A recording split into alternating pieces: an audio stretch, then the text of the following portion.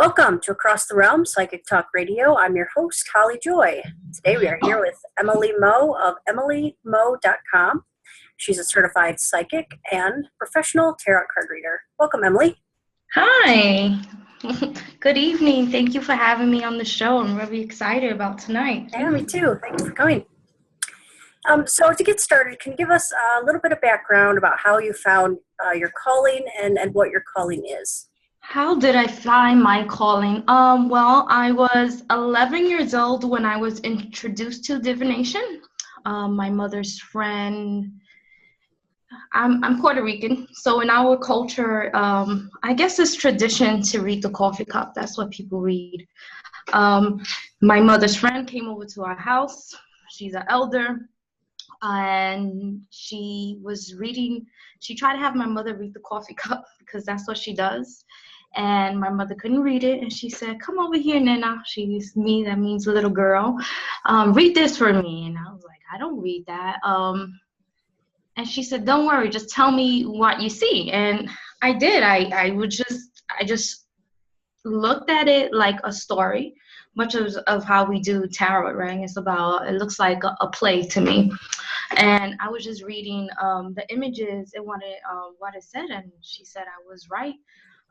From that point, she kept coming over. More of my mother's friends, of course, coming over, and I got into tarot, and I started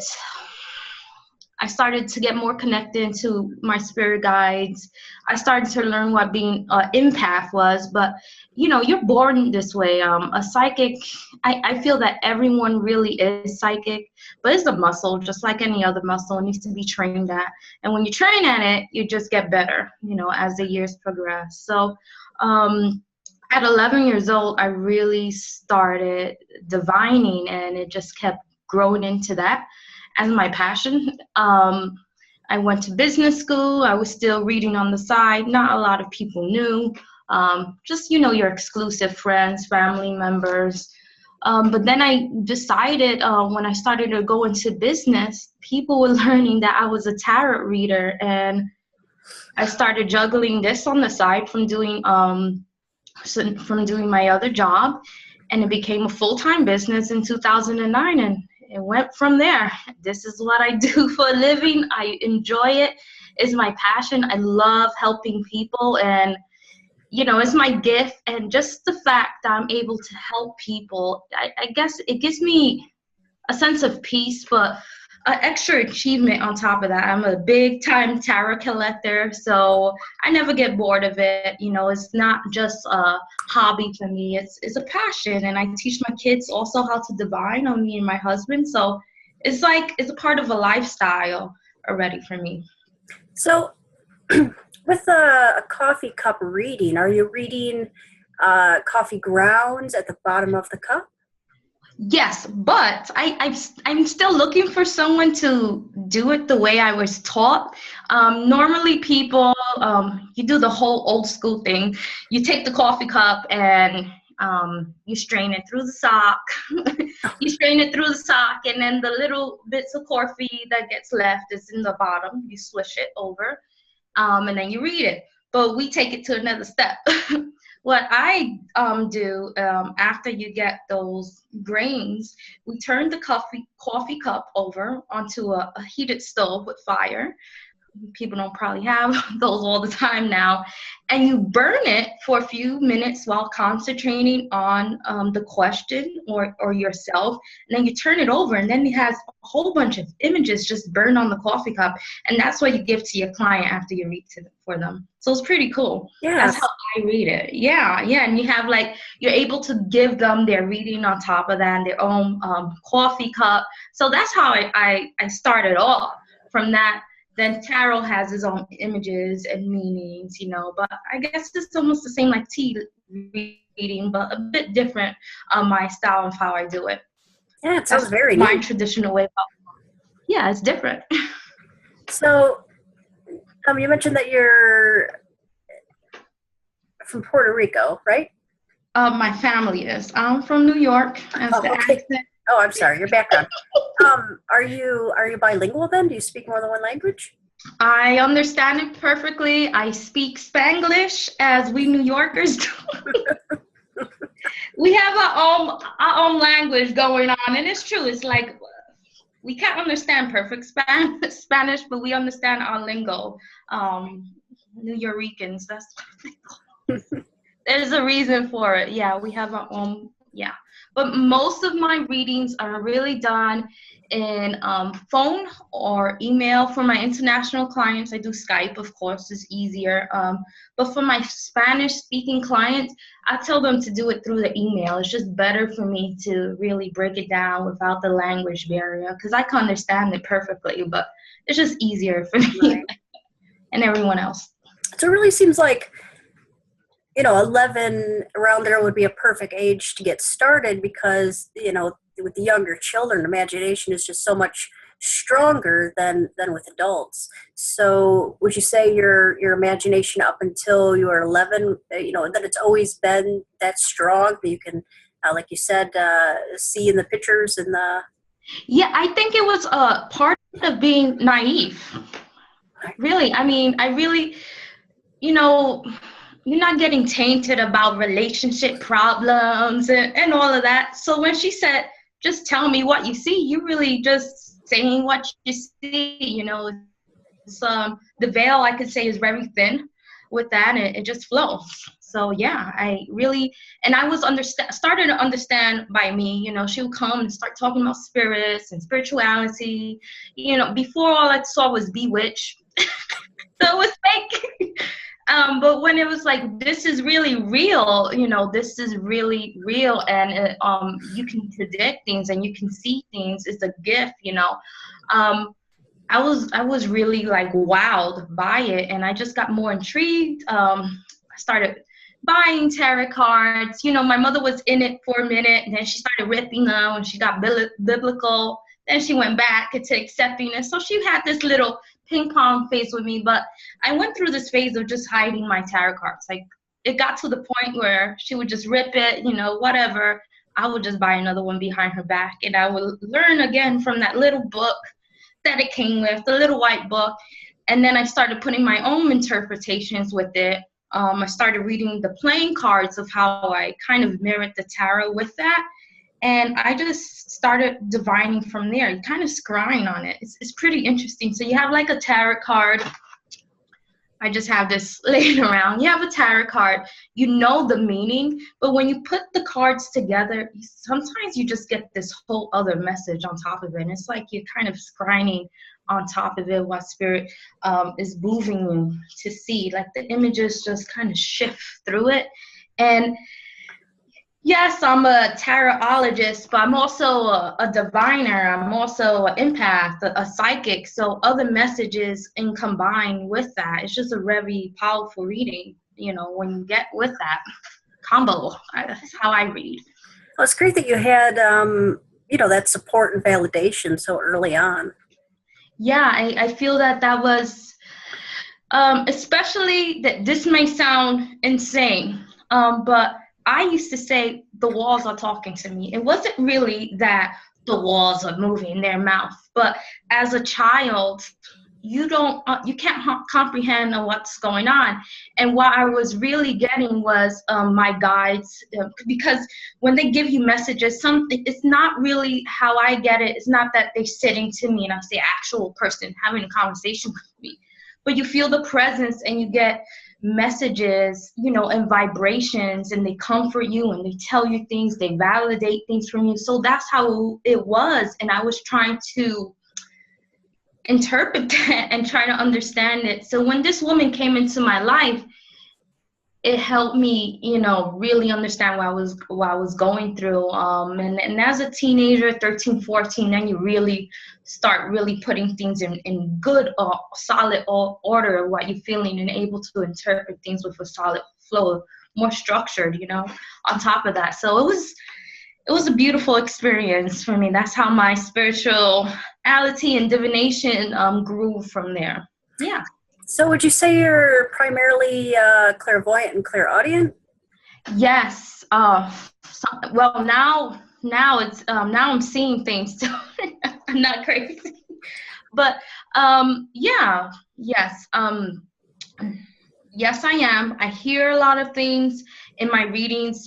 I say, well, I hear this, and I will finish the sentence probably of whatever the person is asking about, most likely somebody in the love department, and they're like, oh my God, he said exactly that. So it's more of a confirmation things, or I would start to describe what I see, and it's in your mind's eye. You get impressions. Some things are more blurry, some things are more comes out, like a person's face. I will see their eye color, their skin tone, but you don't get too much of the facial details. But I will see things that are important so they could know about it.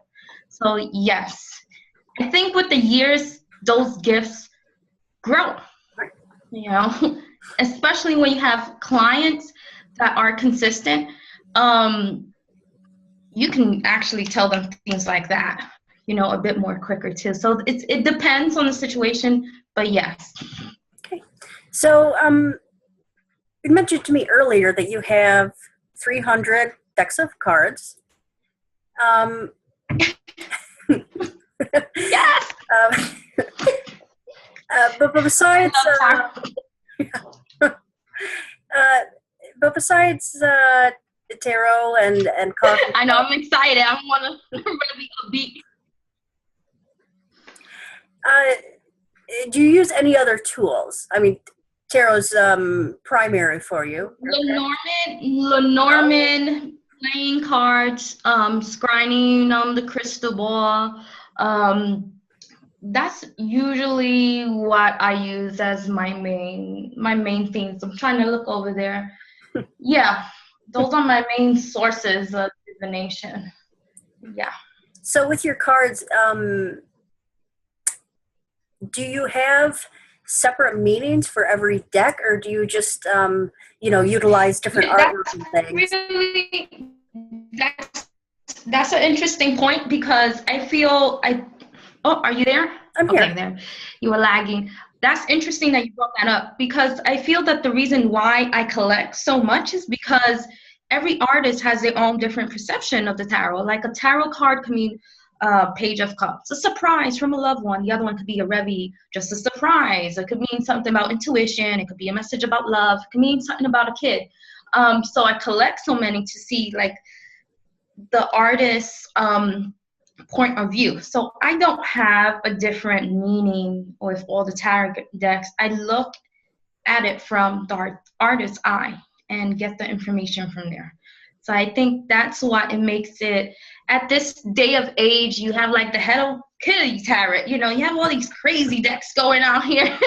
Of course, I won't use something like that. Well, that's not mine. That's more for a collector. But to divine, I like taking time and looking through the tarot. And when I get a new one, I just take the deck and just look through each card slowly. It's 78. You got to go through them to see what is this author, what is this artist, what did they see when they made this card. And it usually takes them like 3 to 4 years to create a tarot deck, you know. So it's really special to them, and it's respect. There's a respect that art, even if you don't agree with that meaning, but you're like, wow, okay, they saw this. So when I'm interpreting or reading for a client and I'm using a certain deck, I'm seeing what that artist saw, and that's how I'm interpreting the reading. And the message still will be accurate. Whatever is meant to come out will come out. That card will show up, or a different one, you know.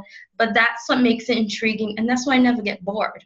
And that's why I collect so many. People's like, oh my God. But it's really exciting because I feel that tarot did change my life. And that's why I do it. I really have like a diehard passion for it. So. Yeah. I don't know if you've seen them. We're talking about different kinds of tarot decks. There's one they're super tiny. I don't know. They're like breast strip size. Have you seen those? Yeah, I have a few tiny ones. Let me see. I got Lenore. I have a few tiny ones going on here. Wait, I can't find it. It's too small. They're upstairs. They're upstairs.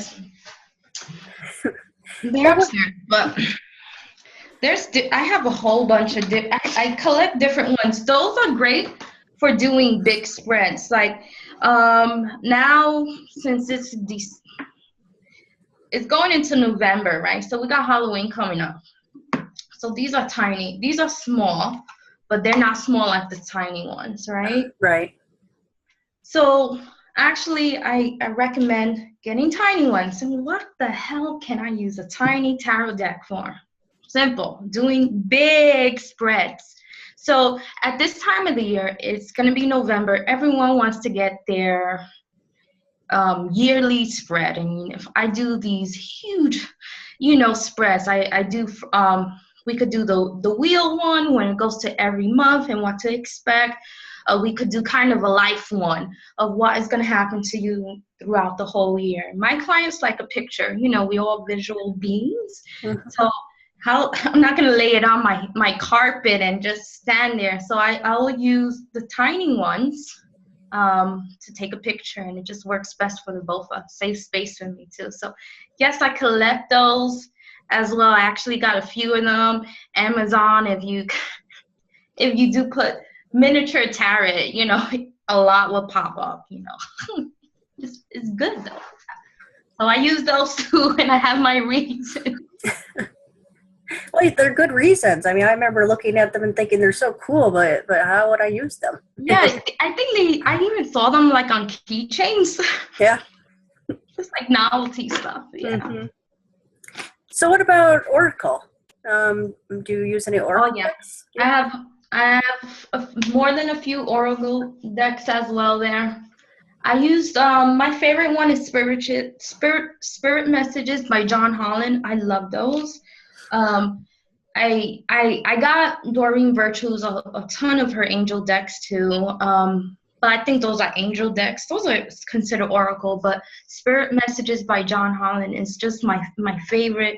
For those decks, I do the card of the day or the message from the day, and it gets really personal. Sometimes you get a message from your mothers or your past fathers or something that was really bothering you that you need to kind of face. So that's my go-to deck for oracles. Yeah. So what types of readings do you offer? Now I offer phone, Skype, and emails. I was doing, it's phone Skype because I was doing video, but I feel that it's just better, over the phone, especially for my international clients like that. For that, right now, I'm doing, during the holidays, I do spread readings, which is something I just talked to you about, Right. special occasions or Valentine's Day, get your love spread, to inflame ones. I will do things like that. But those are special occasion ones. And you could book with me by appointment. And it's always $10 off your first reading. And my clients could find me. I was like, I'm a Facebook person, but you can find me on the Best Psychic directory. I do Keen as well, but my website is always the best place to catch me to guarantee your appointment. Right. When you're giving readings, though, are you always combining a psychic reading with cards, or do you separate that? You do. Absolutely. I just feel it's the best. You get the best of both worlds. Right. That's just the way I do it, because I feel that I can't just go just based on cards. I feel like Spirit is always drawing you. You lay out the card, but once you start interpreting, the psychic intuition impact, it just kicks in. It's just not. I don't even know how to block that out. I don't know how that happens, but for me, it's always been about combining both of them, because I started doing the psychic stuff before tarot, so it's just, one. So that's what you're getting when you do a reading with me too. Right. So over the years, what have you learned about your reading style? And, can you walk us through your process? All right. I was like, this is good questions. So over the years, when people describe your reading style, some people's like, what reading style? But mine is very descriptive. I am a very descriptive reader. When you get a reading with me, basically I tell you what I see, why I see it. I start interpreting the cards too. And I just feel it's very important when a client is calling you, you need to put them into the reading. Like if they're sitting in front of you, that's how you need to read. I've done readings for people in person, shops, I've done parties, I've done all that good stuff. And nothing is as best when they feel that they're home with you and they feel safe and, you know, you're right there in front of them and you're understanding them. So my readings are much like that. I do predictive readings. You'll call me, I ask you first, this is your 20 minutes, your half an hour. Okay, you have two options. Do you want to do specific questions to get to the core of the reading, or do you want me to do a general reading? And it's up to you because this is your time and I can answer whatever you want. And we go from there. You know, usually they have specific questions and we just go break it down and do a general one after that. But that's how I do a reading. I will answer the questions and then we would do the life coaching after it of how to resolve their issues or their problems or what's the best path or step for them to take, because you never leave a client with, well, this is going to happen to you, just prepare for the worst, it'll be okay. Have faith, just believe. You know, that doesn't work. They're coming to you for answers, they're coming to you for guidance. It is your job to put the keys in their hand for the best solution and how to guide them to the next step of life or what to do about the situation. Even if it's hard, even if it's not something they want to hear, that's what it is. We're there to guide them and give them guidance, not just to predict things and predict the future. You could get a magic 8-ball for that one, you know. But it's so much more in depth. And a reading with me or a reading with a tarot reader, a psychic, is really respected. These people are coming to you with their most sacred, secrets, valuable information. Pandora's box is given to you. So it's all about trust. All right, they're telling you about their love affairs, secret romances, you know, person they hate from the job. They're asking you about all the most personal things, so you need to respect them. And a reading with me is very confidential. I'm a very laid-back reader, down to earth. I'm from New York, so you could expect a little bit of, you know, lingo up in there, swearing. That's just how I am. You know, I'm your friend, to be there and to guide you and to give you the most, you know, warming but loving truth with compassion and lead you of what's tomorrow going to bring you and what to do and what not to do. Now, you make your decisions to choose the next door. Well, then, hey, I helped. So, do your mom's friends still come to you? And I mean, is it when you visit family? Is that what it's like now? No, well, hardly no more. No? I outgrew that. I don't even know where she's at right now. I feel like people come into your life for different purposes, and I think that was her purpose in my life, to kind of put me there. But from now, I really take my own clients, word of mouth, friends. That's how I started. I started off, I'm being honest, at a gym. And I started using the room at lunch breaks to do readings. Started reading for my boss, my boss's boss, my clients, all of them. And then it was like, they still come. They still call me, you know, after that, they still call me. And that's how it spreads, you know. It's like spirit was still drawing me to do this. I was still being pulled in until I said, okay, I have to do this full time. I'm getting too many clients. This is where I need to go. Right. That's how it stood now. But most of my clients are from different states, just, you know, from all over, different countries. That's where I'm at right now. Yeah. So I don't do in-person readings hardly anymore. Like barely. Yeah. Yeah. So what do you feel sets you apart from other readers? I'm very spiritual. That's a good question, because tarot readers, you can be a tarot reader. You just read with the tarot, or your blogs is about tarot. I'm really wrapped into spirituality, self-love. I really do that life coaching thing on top of it. And you could be blunt and honest, but my compassion, I feel, for people, that love, that sensitivity, I think is my gift. A lot of people tell me that once they speak to me, they just feel better. So I feel that is my healing. I feel like it's kind of the gift of a healer on top of that, that they feel better, but giving them the truth too. You don't need to lie to anyone to make them feel better. That just hurts them at the end. It really does. It does. It really does. So I'm very loving, like really, really loving. My family is very affectionate and loving. So I've come off like that too. Yeah. Well, even being empathic, you're really, tuning in and connecting to what they're feeling. So you're on that level. Yeah. Very, very much. Sometimes you speak to someone and all they tell you is hello, and you're like, oh my God, you already start describing what they're feeling, and if they're okay, and you kind of need to smooth them first before getting to the reading questions, because it's important that they're okay and they sound so you can help them. Right. So that's really important too. As an empath, you know when someone's anxiety and they're on the verge of breakdown.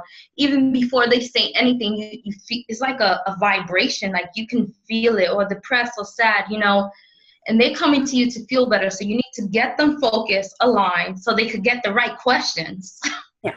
Some of them don't have that, so you can be able to help them.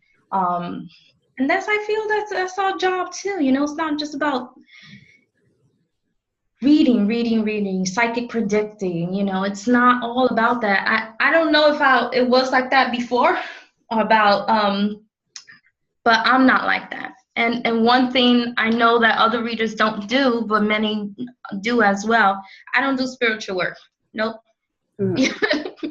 I don't do that. I don't have like special formulas or anything. No. I will coach you on how to make different changes in your life to get the right things, or things that you can do for yourself spiritually, to help yourself with that, like spiritual cleansings that you do yourself, or stuff to attract certain things.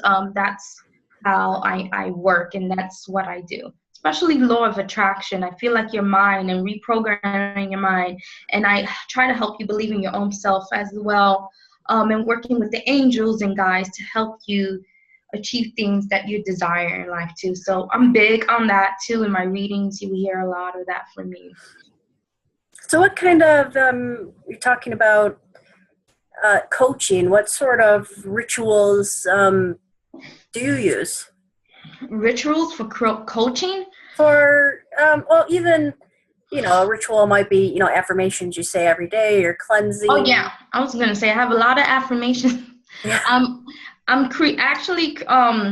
It's in the process, in the early stages of affirmation that I'm actually making. I have Wealthy Wednesdays. Every Wednesdays I post up affirmation to attract wealth in your life. Every Friday I do a love affirmation to attract love and attraction in your life as well. So they could follow these things. You said rituals, that's why I brought up. And I got Tarot Tuesdays, so tarot scope that everyone could kind of connect to do that. But affirmations is definitely, it depends what they're going through. So it will be scripted on what they're going through, because you can't say just, I feel good. Maybe sometimes someone needs something better than I feeling good today, is what I do. But spiritual baths, I would tell them to do a cleansing for themselves to help them with negativity. In my culture, we believe in coconut baths. I was gonna say coconut baths, anything with I was gonna say goat's milk, but I'm not gonna go through all of that. anything to remove negativity. And I would tell them they should be doing these things for 3 days to, if they feel heavy or like that, to uplift their spirits and just clear off the residue. And then what they should do something for attraction, like a sweet bath on top of that to bring things into their life. Wax off, wax on. They laugh, but that's how I say it. And that's how you're supposed to work it for your own self, right? Right. You need to take off to put on. If you have all this muck on you and then you try to put something on with layers, it's going to be like tar. So take off to put on. And then you can start really working on attracting things into your life too.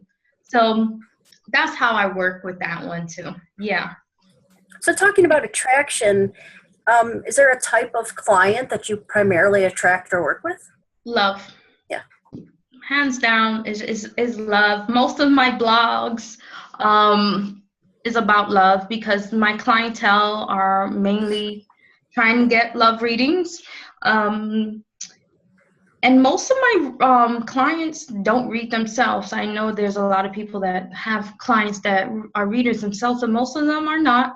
Most of them are in their late 30s, mid 40s. That's my clientele, and they're mostly about love, and that's my key client.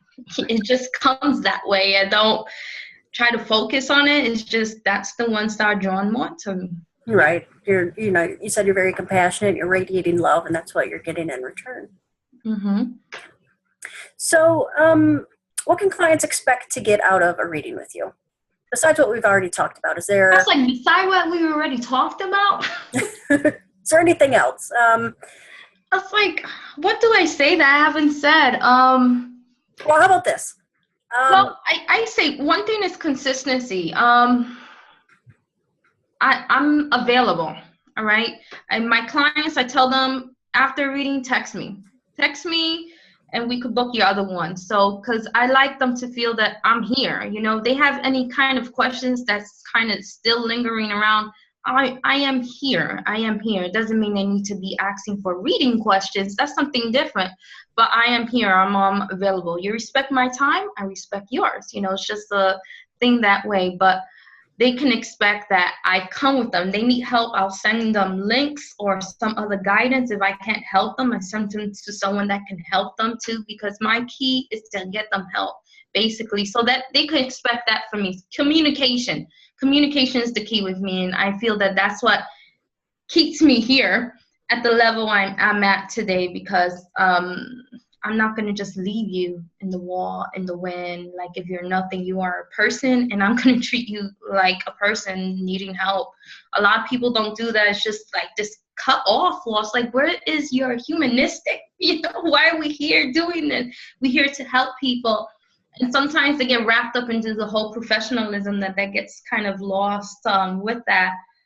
So that's one thing that they can expect with me. Yeah. Great answer.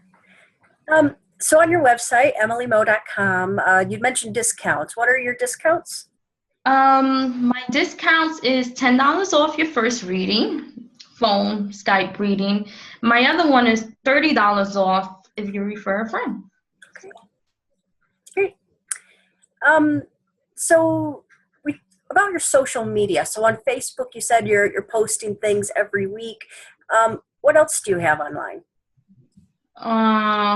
Like what? Like YouTube videos or? YouTube. Yeah, I have a lot of YouTube videos. Very active on YouTube. Every week I will post a video. It could be about if you want to learn how to divine using the tarot. I got a video for that. I do tarot decks or oracle reviews too. I got videos on that, how to divine using the playing cards. Not a lot of people know how to do that, so I think it's pretty cool. Yeah. I have videos on that too. I have videos on spirituality and self-help with spirituality too. So I have done interviews for other people that I have on YouTube as well. So I've been active on that. Instagram, Emilie Moe, I'm there as well. I'm very visual, so I take a lot of pictures of reading spreads and things of that nature. What else? Periscope. That's the new one, right? So you got the live video. I'm on there as well. Emilie Moe with that, I'm like, what else is there? Twitter, Tarot by Emmy, Emily. I'm on that as well. I'm all over social media. Like if you just Google my name, literally everything will come up. And I've been on Keen since 2009. I don't do Keen as I started before, but I have literally over 12,000 written feedbacks from my clients that you can just read all the time, and they're always up to date. And on the Best Psychic directory, you can read my feedbacks from my clients right there. They're up to date every month, every week. They're there, and you can see what they say about me as well and what kind of reader I am. Oh, great. Before we go, is there anything else you wanted to mention or say? I don't think so. I don't think so. All right. I want to say thank you. Thank you for. Thank you. And be sure to visit Emilie's website at emiliemoe.com. Thank you.